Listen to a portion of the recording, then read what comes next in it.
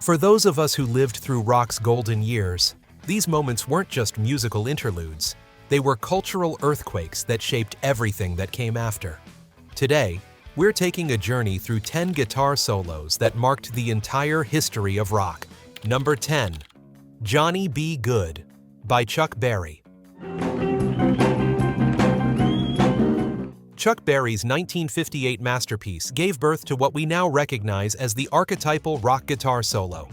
Before Berry, guitar solos in popular music were largely confined to jazz and country. But when Chuck stepped up to the microphone with his Gibson ES-350T, he created a template that every rock guitarist would follow.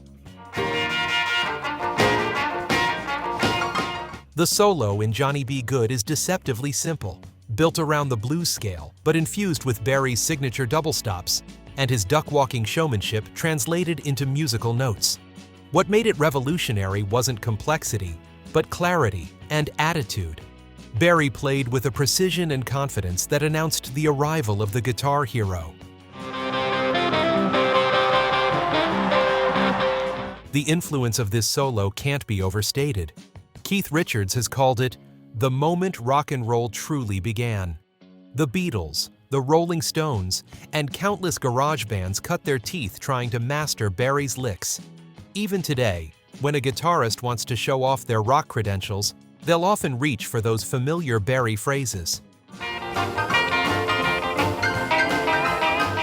Berry's approach was rooted in country picking techniques, but he electrified them with volume and reverb that made every note ring with authority.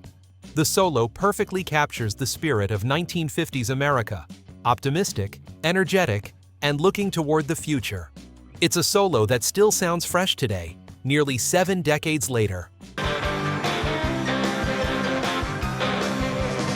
Number 9. Eruption by Eddie Van Halen. When Van Halen's debut album hit record stores in 1978, guitarists around the world collectively picked up their jaws from the floor.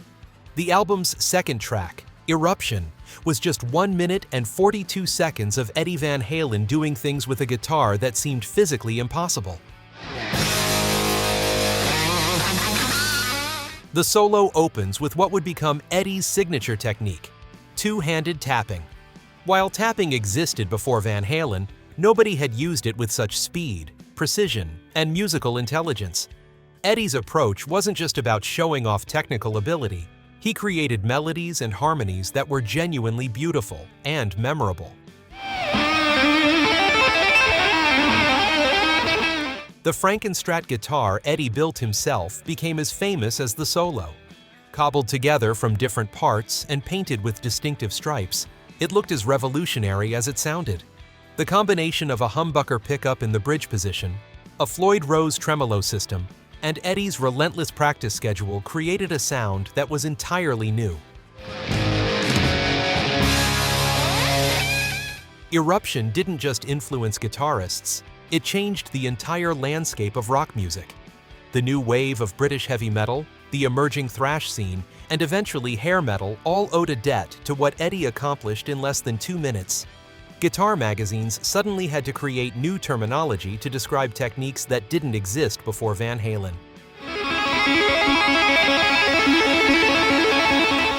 What's remarkable about Eruption is how musical it remains despite its technical complexity.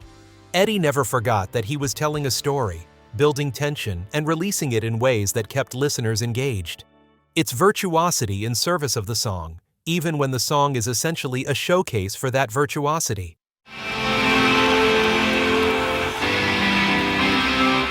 Number 8. Comfortably Numb by Pink Floyd. David Gilmour's solos in Comfortably Numb represent the perfect marriage of emotion and technique.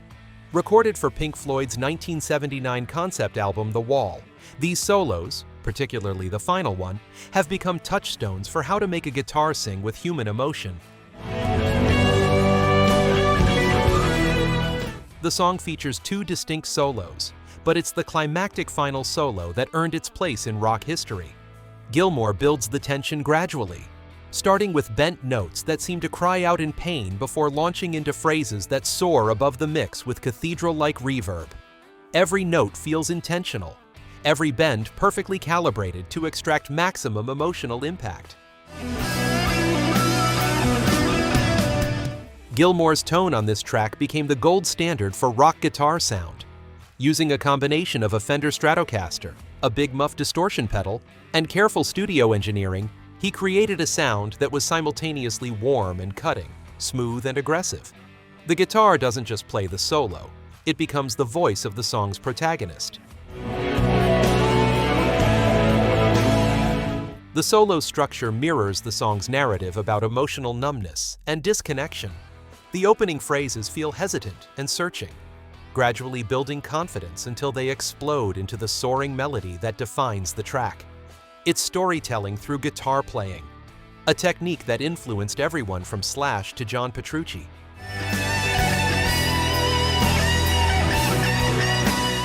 Pink Floyd's influence on stadium rock cannot be understated, and this solo exemplifies why. It's built for large spaces, designed to carry emotional weight across thousands of people simultaneously. The extended sustain and careful use of space between notes creates a sense of drama that smaller venues simply cannot contain. Number 7. Leila Unplugged by Eric Clapton.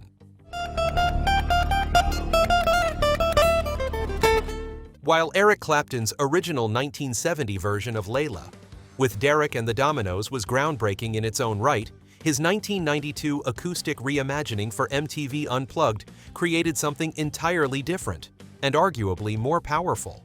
This version stripped away the electric fury to reveal the raw emotion underneath.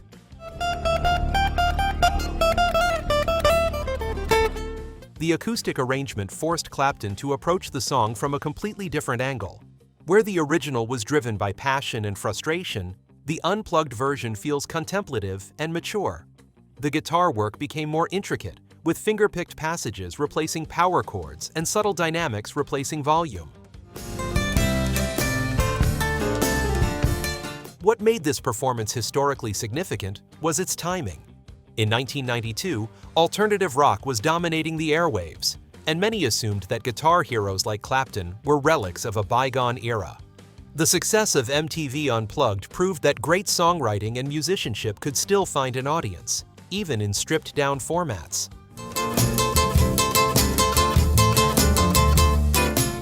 Clapton's guitar work on this version showcases his complete mastery of the instrument.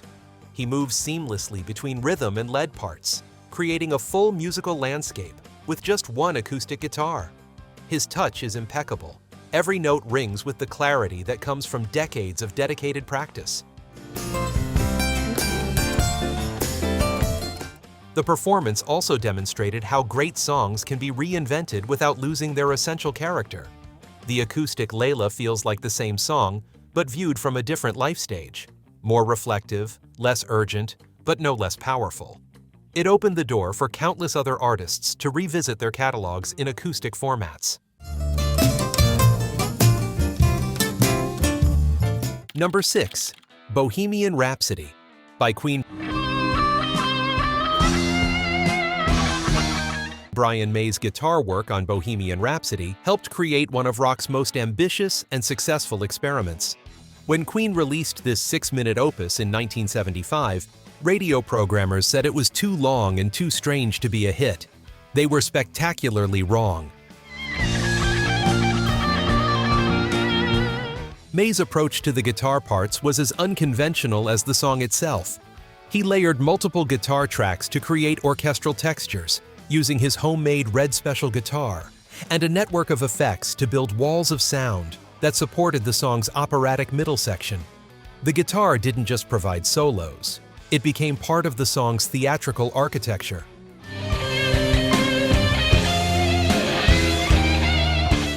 The actual guitar solos in Bohemian Rhapsody are relatively brief, but they're perfectly placed to drive the song's emotional peaks. May understood that in a song with so many moving parts, the guitar needed to serve the composition rather than dominate it.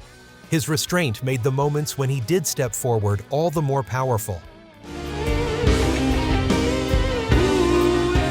May's tone and technique were distinctive in an era when most rock guitarists were pursuing similar sounds. His use of coins as picks, combined with his handmade guitar and custom amplifier setup, created a voice that was immediately recognizable. The slightly nasal quality of his sound cut through even the densest arrangements. The success of Bohemian Rhapsody proved that rock audiences were ready for more sophisticated compositions. It paved the way for progressive rock to enter the mainstream and showed that radio could embrace longer, more complex songs. The guitar work was integral to this success, providing the power and drama that kept listeners engaged through all 6 minutes. Number 5. Stairway to Heaven by Led Zeppelin.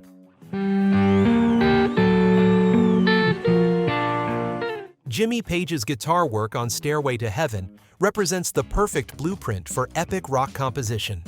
The song's journey from gentle acoustic beginnings to thunderous electric climax requires guitar playing that can navigate multiple styles and moods seamlessly. The acoustic opening, played on a Harmony Sovereign H1260, established Page as more than just a blues rock player. His finger-picking technique demonstrated classical influences while maintaining the folk sensibility that made the song accessible. The careful layering of acoustic guitars creates a foundation that supports the entire 8-minute journey.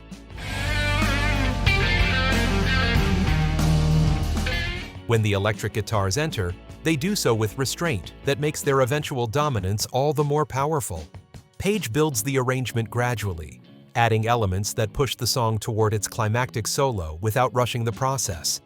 It's a masterclass in musical architecture. The solo itself has become one of rock's most analyzed pieces of guitar playing. Page combines blues scale runs with more exotic scales, creating phrases that feel both familiar and mysterious. His use of space between notes allows each phrase to breathe and develop naturally. The solo tells a story that mirrors the song's lyrics, a journey toward transcendence. Page's Les Paul tone on this track became a template for countless rock guitarists who followed. The combination of Marshall amplification and careful recording techniques created a sound that was both warm and aggressive, smooth and cutting. It's a tone that works equally well for gentle passages and soaring solos. Number 4. Purple Haze by Jimi Hendrix.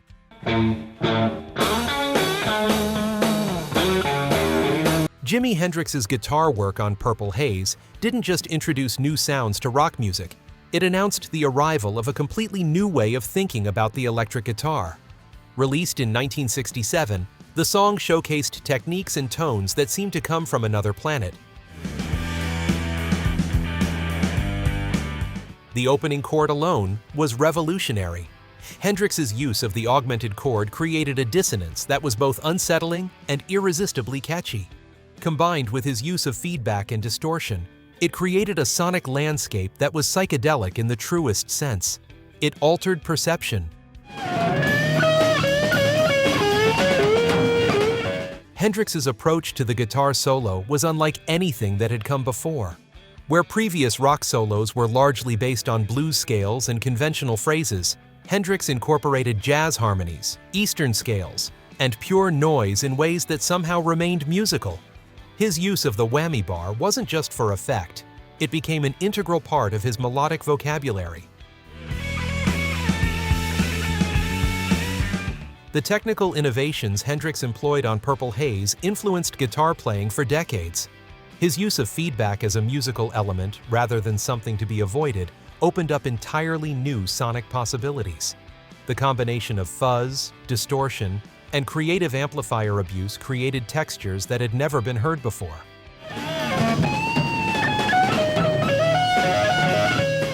What made Hendrix truly revolutionary wasn't just his technical innovation, but his musical intelligence.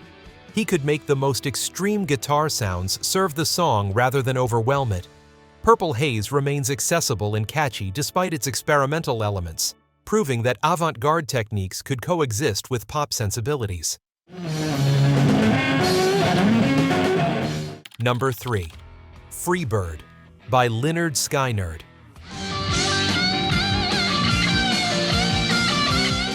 The guitar work on Freeird represents Southern rock at its absolute peak. Gary Rossington, Alan Collins, and Steve Gaines created a guitar symphony that builds from gentle country-influenced picking to a soaring triple guitar climax that defined an entire genre. The song's structure is deceptively simple, a slow build that accelerates into an extended guitar showcase. But the execution requires precise timing and musical sensitivity from all three guitarists. Each player has a distinct role in the arrangement, from Rossington's foundational rhythm work to Collins's soaring lead lines. The final guitar section of Freeird became a benchmark for live rock performance. Audiences expected the extended jam, and the band delivered it with variations that kept the song fresh through thousands of performances. The interplay between the three guitars created a conversation that was different every night while maintaining the song's essential character. What set Freeird apart from other extended guitar showcases was its emotional arc. The guitars don't just show off technical ability, they tell the story of freedom and escape that the lyrics establish. The solos feel like musical representations of flight, building to heights that mirror the song's themes.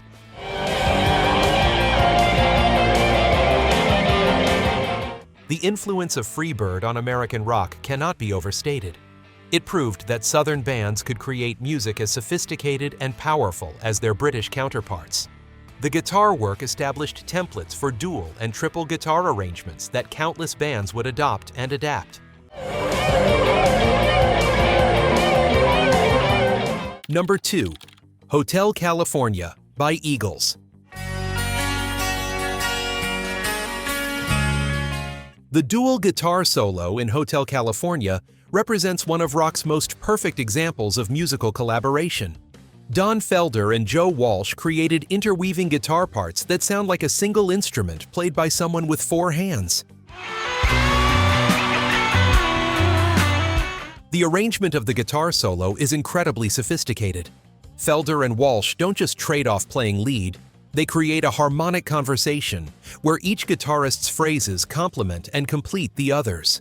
The result is a solo that feels both complex and inevitable, like it couldn't have been played any other way.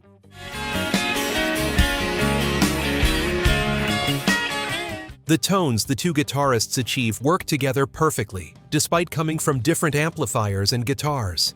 Felder's Gibson Les Paul provides the warmth and sustain for the more melodic passages, while Walsh's Telecaster cuts through with sharp, percussive attacks that punctuate the arrangement. The contrast creates musical tension that drives the solo forward. Hotel California's guitar work also represents a high point in 1970s recording techniques. The careful placement of the guitars in the stereo field creates a spatial relationship that enhances the musical dialogue. Each guitarist occupies their own sonic space while remaining part of a unified whole.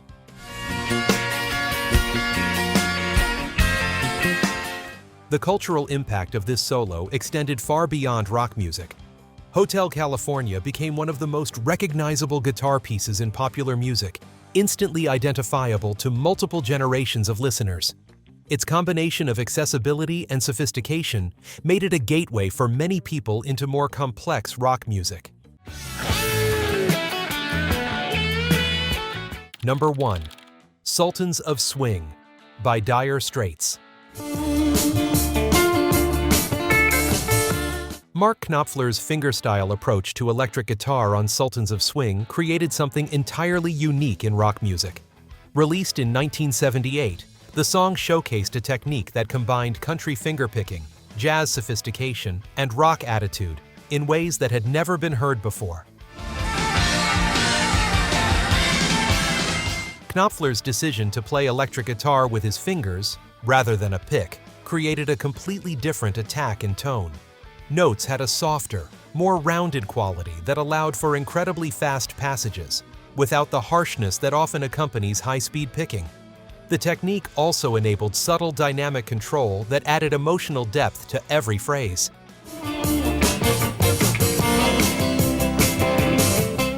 The guitar arrangement on Sultans of Swing is deceptively complex. Knopfler weaves rhythm and lead parts together seamlessly, creating the impression of multiple guitars when often there's only one. His ability to maintain steady rhythm patterns while inserting melodic phrases demonstrates complete mastery of the instrument. The solo itself is a masterpiece of musical storytelling. Knopfler builds tension gradually, using space and dynamics rather than just increasing volume or speed. Each phrase feels carefully considered, contributing to an overall narrative that mirrors the song's lyrics about unappreciated musical excellence.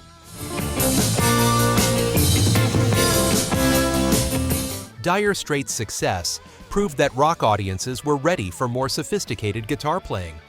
Knopfler's approach influenced countless guitarists who realized that technical innovation could come from re-examining fundamental techniques rather than just adding more effects or distortion.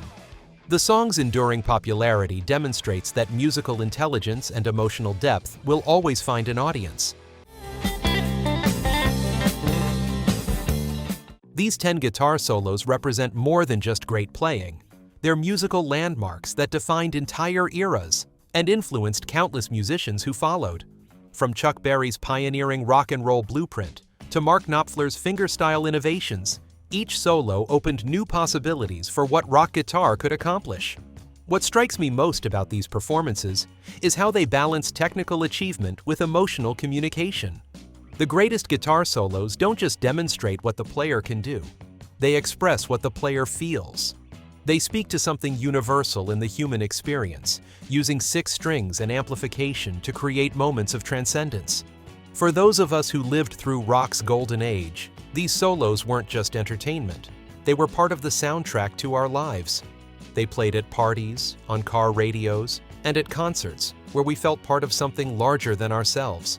They reminded us that music could be both art and rebellion, both sophisticated and visceral. The guitar heroes who created these solos understood something fundamental about rock music. It's not enough to play fast or loud or technically perfect. The instrument has to sing with human emotion, tell stories that matter, and create moments that listeners will carry with them for the rest of their lives. If you enjoyed this journey through rock guitar history, please like this video and subscribe to our channel for more deep dives into the music that shaped our world. And let us know in the comments which guitar solo changed your life. I'd love to hear your stories about the moments when 6 strings and an amplifier made you believe in the power of rock and roll.